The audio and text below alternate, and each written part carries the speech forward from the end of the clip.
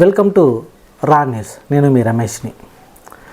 మనం అధికారంలో ఉన్నప్పుడు చేసే తప్పులన్నీ అప్పుడు బాగానే అనిపిస్తూ ఉంటాయి. ఎందుకనంటే దానికి ప్రభుత్వ ఉద్యోగులు కానీ లేకపోతే ప్రభుత్వంలో ఉన్న వాళ్ళందరూ సహకరిస్తూ ఉంటారు. ఎందుకనంటే అప్పుడు రాజకీయ నాయకులకు పలుకుబడి ఉంటుంది కాబట్టి దాన్ని బట్టి మనం వాళ్ళు అలాంటి పనులు చేయడానికి చాలా ఆస్కారం ఉంటుంది. మరి అలాంటి పనులు చేయొచ్చా రాజకీయ నాయకులు అంటే అది వాళ్ళ విఘ్నత. కొంతమంది అతిగా వెళ్ళేసి దోపిడీలు లేకపోతే ల్యాండ్ గ్రాబింగ్ లేకపోతే ఇంకా ఎలాంటి పనులన్నీ చేస్తూ ఉంటారు.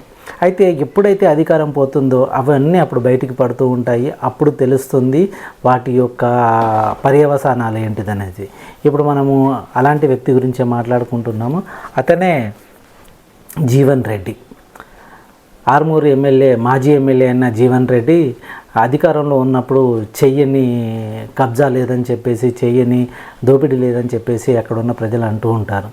అయితే మనకు ఇంతకుముందే తెలుసు, ఆయన ఆర్టీసీకి సంబంధించిన బిల్డింగ్లోని కరెంటుకు సంబంధించిన బిల్లులు కట్టలేదని 2 కోట్లకు పైన బకాయిలు ఉన్నాయని చెప్పేసి ఆర్టీసీ ఎన్నోసార్లు తనకి నోటీసులు పంపించినా కానీ దానికి సంబంధించి తను రిప్లై ఇవ్వలేదు, కట్టలేదు. కాబట్టి ఈ మధ్యనే కోర్టు ద్వారా ఆ యొక్క జీవన్ రెడ్డి కాంప్లెక్స్ని కూడా ఆర్టీసీ స్వాధీనం చేసుకోవడం అనేది జరిగింది.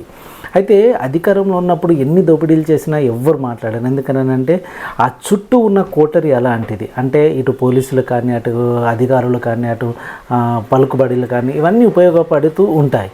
ఎప్పుడైతే అధికారం పోతుందో, ఎప్పుడైతే నిర్జీవంగా ఉంటారో అప్పుడు వీటి పర్యవసానాలన్నీ బయటపడి అప్పుడు మనకి ఏంటి విషయం అనేది తెలుస్తూ ఉంటుంది.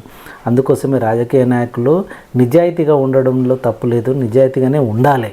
అంతేకాని అధికారం ఉంది కదా అని ఇష్టం వచ్చినట్టు కబ్జాలు చేసి ఇష్టం వచ్చినట్టు పనులు చేయడం వల్ల ప్రజలలో వాళ్ళ యొక్క పరపతిని కోల్పోతూ ఉంటారు. ఒక బ్యాడ్ నేమ్ వస్తూ ఉంటుంది. అలాగే రాను ఒక వ్యక్తి, ఒక రాజకీయంలో ఉన్న వ్యక్తిని కూడా ఇలాగే చూడడం అనేది జరుగుతుంది. ఇప్పుడు జీవన్ రెడ్డి యొక్క పరిస్థితిని చూస్తే అలాగే ఉంది.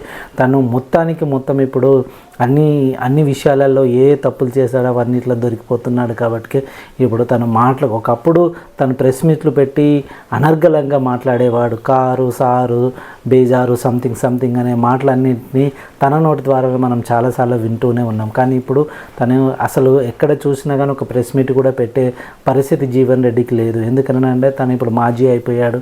తన చుట్టూ కోటరీ లేదు, పోలీసులు సహకరించేది లేదు, అధికారులు సహకరించలేదు. కాబట్టి ఇప్పుడు ఏదైతే తను అధికారంలో ఉన్నప్పుడు చేశాడో ఆ పనులన్నింటినీ ఇప్పుడు తన పర్యవసానాలను అనుభవించడం అనేది జరుగుతుంది. అందుగురించే రాజకీయ నాయకులకు చెప్పేది ఒక్కటే, మీరందరూ ప్రజాసేవ చేయడానికి అని మాటలు చెప్తూ ఉంటారు. అది నిజంగా మీరు ప్రజాసేవ చేయగలిగే తలంపు ఉంది, మీకు ఆ కోరిక ఉంది అనుకున్నప్పుడు ఆ ప్రజల కోసమే అంకితమయ్యే రాజకీయం చేయాలి తప్ప కబ్జాల కోసమో లేకపోతే మరేది పైరవీల కోసమో రాజకీయాన్ని చేయొద్దని ప్రజలందరి తరపున మనం కోరుకుందాం. Thank you very much. మీరందరూ రా న్యూస్ చూస్తున్నందుకు. చూడడమే కాదు, దీన్ని సబ్స్క్రైబ్ చేయండి, షేర్ చేయండి, లైక్ చేయండి.